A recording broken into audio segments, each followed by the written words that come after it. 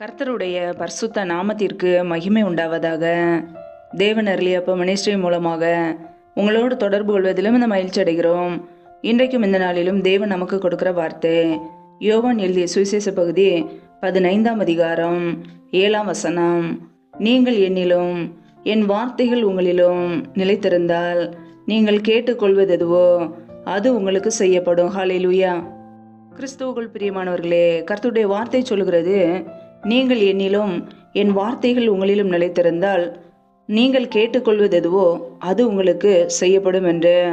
ஆம் பிரியமானவர்களே, நம்முடைய வாழ்க்கையிலே நம் இயேசு கிறிஸ்துவிலே நிலைத்திருக்கும் போது, அவருடைய வார்த்தையிலே நிலைத்திருக்கும் போது, நாம் எதையெல்லாம் கேட்டுக்கொள்கிறோமோ அதையெல்லாம் தேவன் நமக்கு செய்து கொடுப்பார். நம்முடைய வாழ்க்கையில என்னென்ன காரியங்களுக்காக காத்திருக்கிறோமோ, தேவ சமூகத்திலே தெரியப்படுத்தி இருக்கிறோமோ எல்லாவற்றையும் நாம் பெற்றுக்கொள்ள வேண்டும் என்றால் முதலாவதாக ஒவ்வொரு நாளும் இயேசு கிறிஸ்துவிலே நாம் நிலைத்திருக்க வேண்டும். அவருடைய வார்த்தைகளிலே நாம் நிலைத்திருக்க வேண்டும். வேத வசனங்களுக்கு கீழ்ப்படிந்து வாழ வேண்டும். ஹல்லேலூயா. என்னில் நிலைத்திருங்கள், நானும் உங்களில் நிலைத்திருப்பேன் என்று இயேசு கூறுகிறார். ஆம் பிரியமானவர்களே, நம்முடைய வாழ்க்கையிலே இயேசு கிறிஸ்துவிலே நிலைத்திருக்கிறோமா? அவருடைய வார்த்தைகளிலே நிலைத்திருக்கிறோமா? மிகுந்த கனிகளை கொடுக்கிறவர்களாய் இருக்கிறோமா? பிதாவானவரை மகிமைப்படுத்துகிறோமா? இயேசு கிறிஸ்துவுக்கு நல்ல சீஷராய் இருக்கிறோமா? நம்மை நாமே ஆராய்ந்து பார்ப்போம். நம்முடைய வாழ்க்கையிலே ஒவ்வொரு நாளும் இயேசு கிறிஸ்துவிலே நிலைத்திருக்கும் போது, அவருடைய வார்த்தையிலே நிலைத்திருக்கும் போது, நாம் என்னெல்லாம் கேட்கிறோமோ அதையெல்லாம் தேவன் நிச்சயமாய் கொடுப்பார். ஹல்லேலூயா. வேதம் சொல்லுகிறது, என்னில் அன்பாயிராதவன் என் வசனங்களை கை கொள்ள மாட்டான் என்று. ஆம் பிரியமானவர்களே, நம் இயேசு கிறிஸ்துவிலே அன்பாய் இருக்கிறோம் என்றால் அவருடைய வார்த்தைக்கு நாம் கீழ்ப்படிவோம். ஒவ்வொரு நாளும் வேதாகமத்தை எடுத்து வாசிப்போம். அந்த வார்த்தைகளுக்கு நாம் கீழ்ப்படிய ஆரம்பிப்போம்.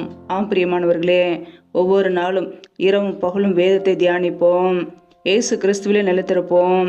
இயேசு கிறிஸ்துவை பின்பற்றுவோம். ஒவ்வொரு நாளும் நம்முடைய வாழ்க்கை இயேசு கிறிஸ்துவை பின்பற்றுகிறதாக இருக்கட்டும்.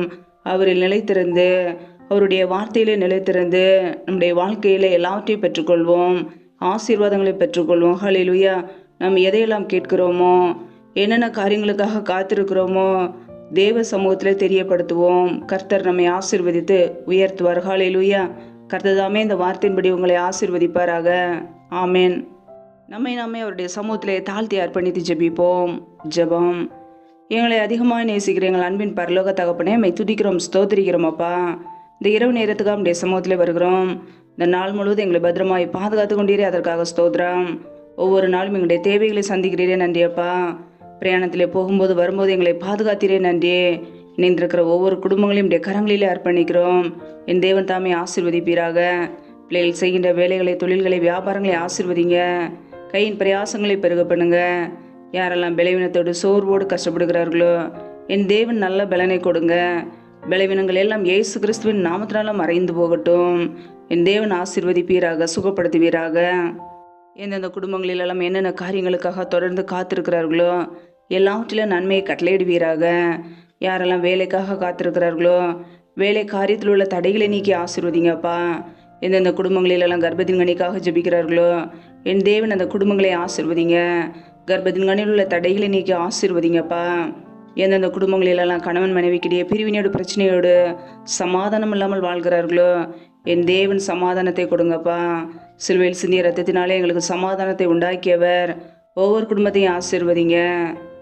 எந்தெந்த குடும்பங்களிலெல்லாம் திக்கற்றவர்களாய் தனிமையோடு வாழ்கிறார்களோ, யாருமே இல்லாமல் கஷ்டப்படுகிறார்களோ, கணவரால் கைவிடப்பட்ட ஒரு நிலைமையில் இருக்கிறார்களோ என் தேவன் அவர்களுக்கு துணையாக இருந்து எல்லா தேவைகளையும் சந்திங்க. பண தேவைகளை சந்திங்க, பொருளாதார தேவைகளை சந்திங்கப்பா. ஆசீர்வதிங்க.